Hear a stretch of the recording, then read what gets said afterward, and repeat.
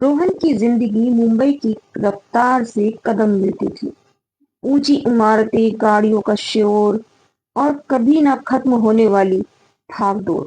उसके लिए गांव, खेत, खलिहान और शांत रास्ते बस किस्से कहानियों की बातें थी। लेकिन जिंदगी कौन सा मोड़ ले ले, कौन जानता है। एक शाम जब वो अपनी कॉर्पोरेट नौकरी की थकान मिटाने के लिए कॉफी पी रहा था, उसके फोन की घंटी बजी। दूसरी तरफ से उसके दूर के चाचा की घबराई हुई आवाज आई, रोहन बेटा, तुम्हारी दादी की तबीयत बहुत खराब है। वो बस तुम्हारा नाम ले रही है। हो सके तो जल्दी आ जाओ। रोहन की दादी, जिससे वो बचपन से कुछ एक बार ही मिला था, सुदूर उत्तर प्रदेश के एक छोटे से गांव कालपानी में रहती थी। गांव का नाम ही कुछ अजीब सा था। रोहन ने कभी वहां जाने की नहीं सोची थी, पर दादी की अंतिम इच्छा वो टाल नहीं सकता था। अगले ही दिन जरूरी सामान एक बैग में भरकर वो निकल पड़ा। ट्रेन और फिर दो बसें बदलने के बाद शाम ढलते ढलते वो एक धूल भरी सड़क पर बने बस स्टॉप पर उतरा।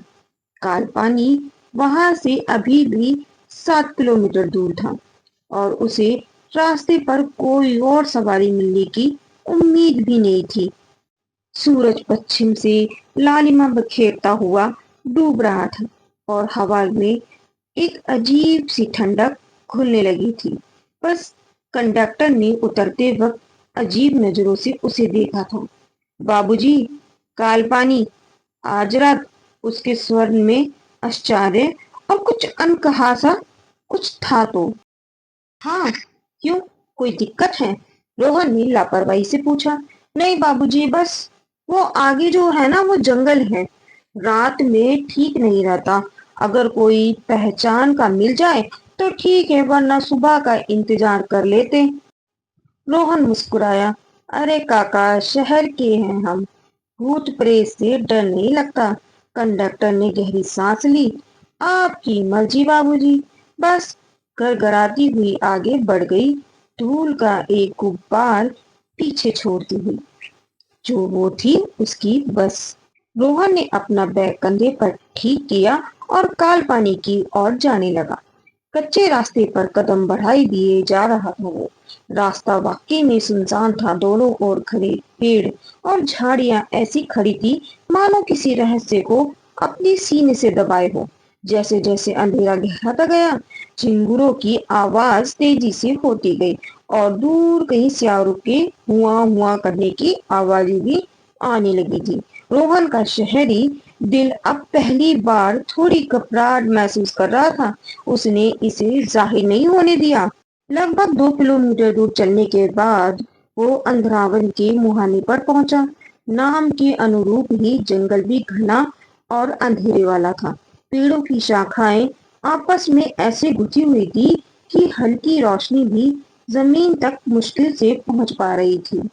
जंगल में प्रवेश करते ही तापमान में अचानक गिरावट महसूस हुई और हवा में एक अजीब सी नमी और सड़ांध की गंध जो थी वो घुलती गई थी। रोहन ने मोबाइल निकालकर टॉर्च जलाई। उसकी रोशनी में पेड़ और भी भयानक लग रहे थे। उनकी टेढ़ी मेढ़ी शाखाएं किसी दैत्य के हाथों जैसी फैली हुई थी। हर आहट पर उसके कान खड़े हो जाते। पत्तों की सरसराहट भी उसे चौंका देती। उसे कंडक्टर की बात याद आ रही थी, पर वो अपने मन को समझाता रहता कि ये सब उसका वहम है। अचानक उसे अपने पीछे किसी के चलने की आहट सुनाई दी। उसने तेजी से पलट कर देखा। कोई नहीं था, सिर्फ हवा में हिलते हुए पत्ते और दूर तक फैले सन्नाटा। शायद कोई जानवर होगा, उसने खुद को तसल्ली दी। वो आगे बढ़ा, पर अब उसके कदम पहले से सतर्क थे। उसे महसूस हो रहा था जैसे उसे कोई देख रहा था। कोई अदृश्य शक्ति उसके हर कदम पर नजर रखे हुए थी। जंगल और भी घना होता जा रहा था। रास्ते के दोनों ओर कटीली झाड़ियां उग गई थी, जिनसे बचकर निकलना बहुत ज्यादा मुश्किल हो रहा था। तभी उसे कुछ फुसफुसाहट की सुनाई दी, बहुत धीमी, जैसे कोई औरतें खिसक रही हो। उसने टॉर्च उस दिशा में घुमाई। कुछ नहीं था। ये मेरा बहन है, वो बुदबुदाया, पर उसका गला सूख रहा था। कुछ देर और चलने के बाद रास्ता और दो भागों में बट गया। उसे समझ ही नहीं आ रहा था कि वो कौन सा रास्ता कालपानी की ओर जाता है। उसने मोबाइल निकालकर नेटवर्क देखने की कोशिश की, पर वहां तो सर्विस लिखा हुआ आ रहा था। अब वो सचमुच घबरा रहा था। कि उसे दाहिने रास्ते पर कुछ एक हल्की सी रोशनी टिमटिमाती नजर आई, जैसे किसी लालटेन की हो। एक उम्मीद की किरण, शायद गांव वाला हो या झोपड़ी। वो तेज से उस ओर बढ़ा। जैसे जैसे वो पास पहुंचा, उसे एक औरत की परछाई दिखी, जो पेड़ के नीचे बैठी थी। उसके बाल बिखरे हुए थे और उसने शायद सफेद साड़ी पहनी हुई थी। रोहन ने आवाज दी, मुझे माफ करना, क्या आप बता सकती हैं कि कालपानी गांव किस तरफ पड़ता है? औरत ने धीरे से अपना सिर उठाया। चांद की हल्की सी रोशनी जो पत्तों से छन कर आ रही थी, उसमें उसका चेहरा पूरी तरह स्पष्ट नहीं था, पर उसकी आंखें अजीब तरह से चमक रही थी, जैसे किसी बिल्ली की। कालपानी, उसकी आवाज में अजीब सी मिठास थी। उसमें कुछ ऐसा था जो रोहन को असहज कर रहा था। हाँ, मैं वही जा रही हूँ। रास्ता भटक गई थी। क्या तुम भी अकेले हो? को थोड़ी राहत मिली कि कोई साथ मिला। जी, मैं शहर से आया हूँ अपनी दादी से मिलने।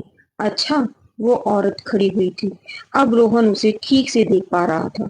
वो वाकई में बहुत खूबसूरत थी। उसकी खूबसूरती में कुछ तो अलग था। उसकी त्वचा चांदनी में धुंधलिया लग रही थी और उसकी होठों पर एक रहस्यमय मुस्कान थी। चलो, मैं तुम्हें रास्ता दिखाती हूँ। ये जंगल रात में बहुत खतरनाक हो जाता है। रोहन को उसकी बातों में कंडक्टर की चेतावनी झलक रही थी, पर एक खूबसूरत औरत का साथ पाकर उसकी घबराहट कुछ कम तो हुई। आपका बहुत शुक्रिया। वो औरत आगे आगे चलने लगी और रोहन उसके पीछे। उसके चलने का ढंग कुछ अजीब सा था, जैसे उसके पैर जमीन को छू ही नहीं रहे थे, और उससे एक अजीब सी मीठी लेकिन मतली करने वाली गंध आ रही थी, जैसे चमेली और सड़े हुए मांस की मिली जुली गंध है। रोहन ने इस विचार को झटक दिया, शायद जंगल की ही गंध होगी। दोस्तों, इसका अगला पार्ट